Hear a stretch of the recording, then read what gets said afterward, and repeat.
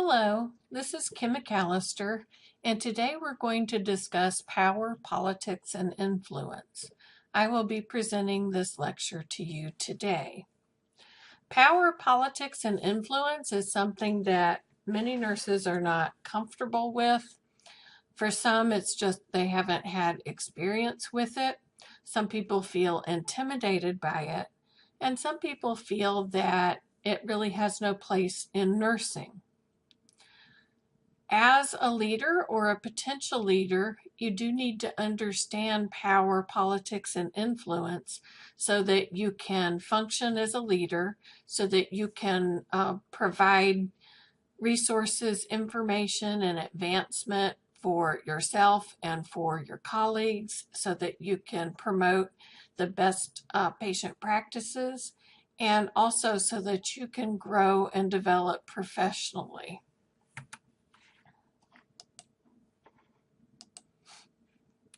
These are our objectives today.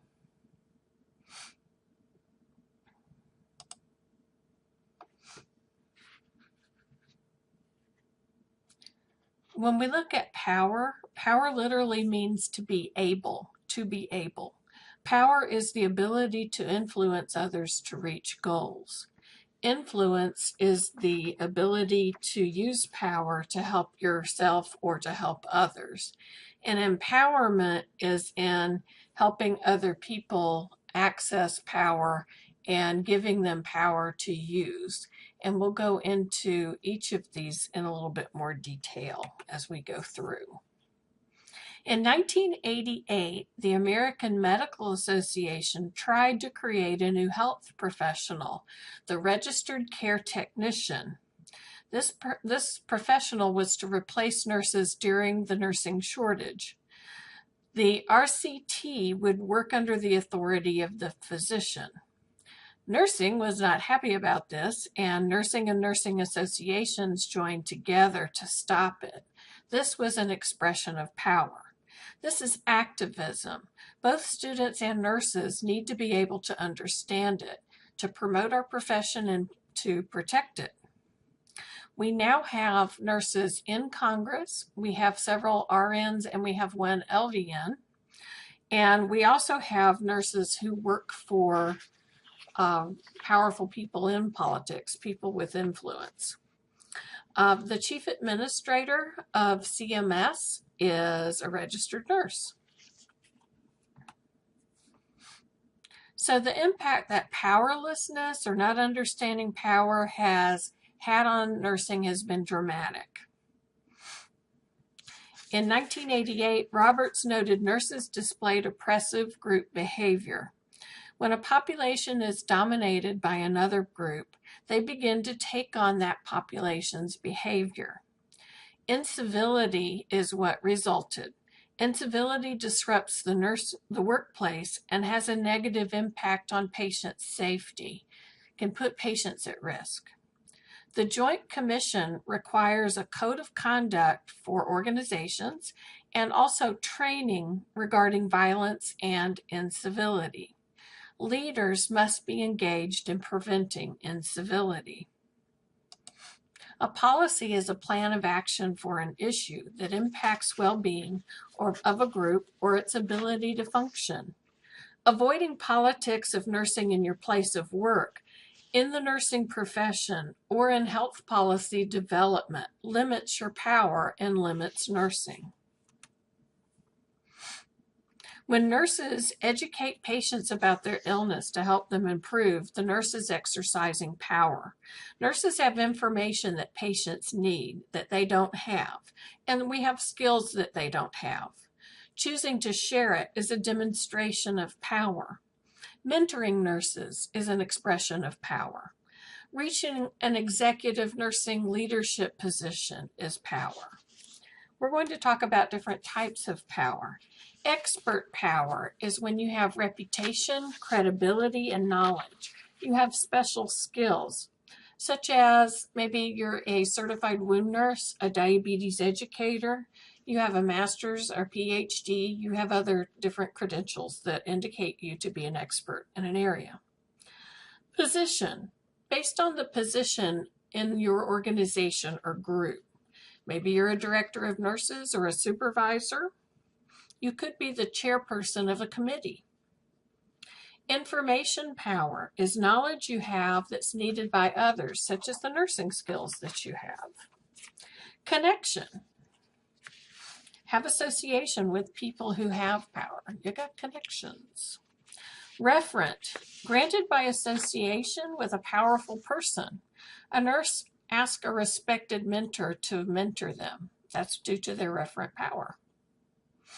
Coercive. Fear of someone due to the real or the perceived power that they have, such as a nurse being nervous about a performance review when they are not confident in their ability to perform. Reward power. Someone who can grant favors, incentives, rewards to others, such as a supervisor who has the authority to grant a raise. Empowerment is the ability to share power or to help others exercise their own power. Influence is using power to help yourself or others. Empowerment is the ability to share power or help others exercise their power. Empowerment is widely used in modern leadership theory. Remember transformational leadership? Empowerment is what we do when we help patients learn to manage their illness or their condition, when we train and mentor new nurses or nurses new to our particular specialty area. Shared power. Empowering teaches that sharing power helps it grow. Nurses who share their expertise with others and cooperate with colleagues view power as infinite. Nurses who freely collaborate get satisfaction from helping others expand their knowledge and experience. Empowered nurses are professional nurses. Build your team with empowered nurses. Empower your team to make them become empowered nurses. Give your staff the ability to learn and grow. Share your knowledge with your staff. Build leaders. When they move into leadership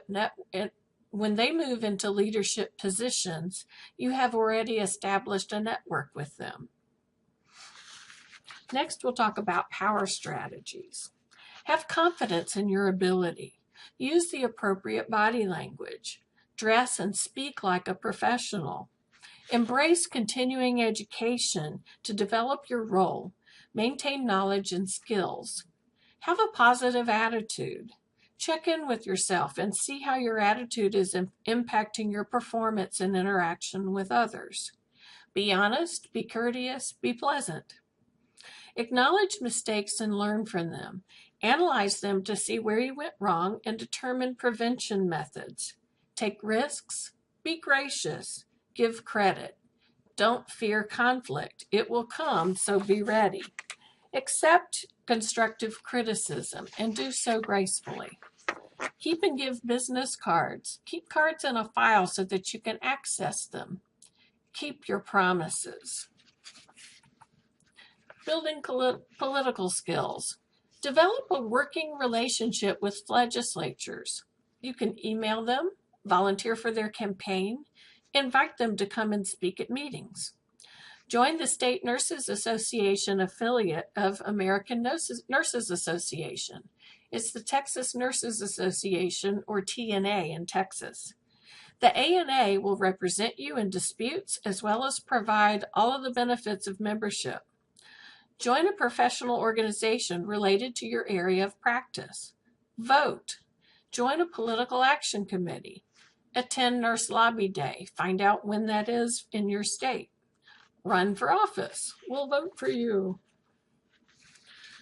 Communication skills. Become a great listener. It's the most important communication skill.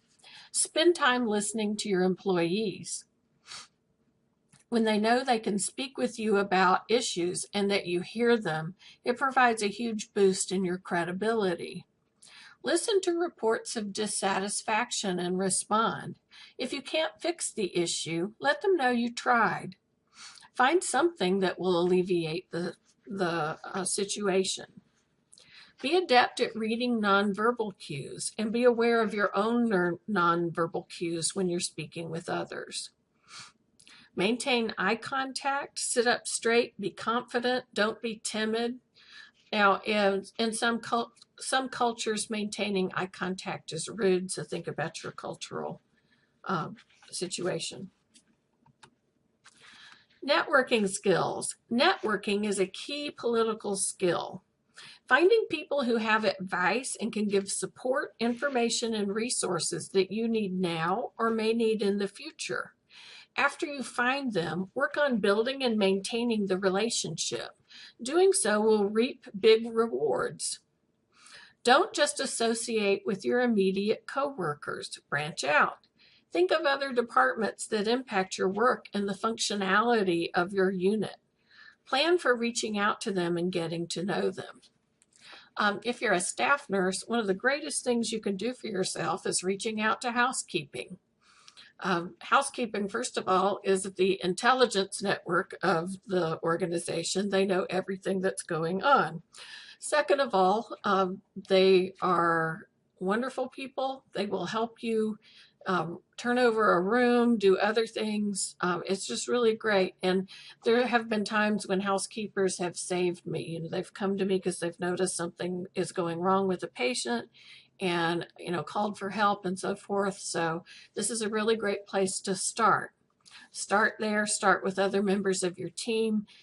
Reach out to other places. Think about pharmacy, think about your supply technicians, all of these places and other people within the hospital that you work. Start building your network there. And then you're going to reach out to other places to build your mentoring. So in order to do that, you want to network with nurses in other places. Your state and your regional associations are a great place to make contact. Specialty organizations are also another place. Network and be prepared to give help as well as receive it. It's much easier to work with a friend than with an enemy. Find a way to reach out and rebuild relationships. Mentoring. Experienced people who enjoy sharing knowledge and skills with others make great mentors. Mentoring expands knowledge and information. Mentoring helps newer nurses develop their careers. Mentors expand their network by creating a group of mentees who look to them for support. Teaching and helping others results in developing self. The teacher always learns the most. Mentoring also helps the mentor maintain current knowledge and skills.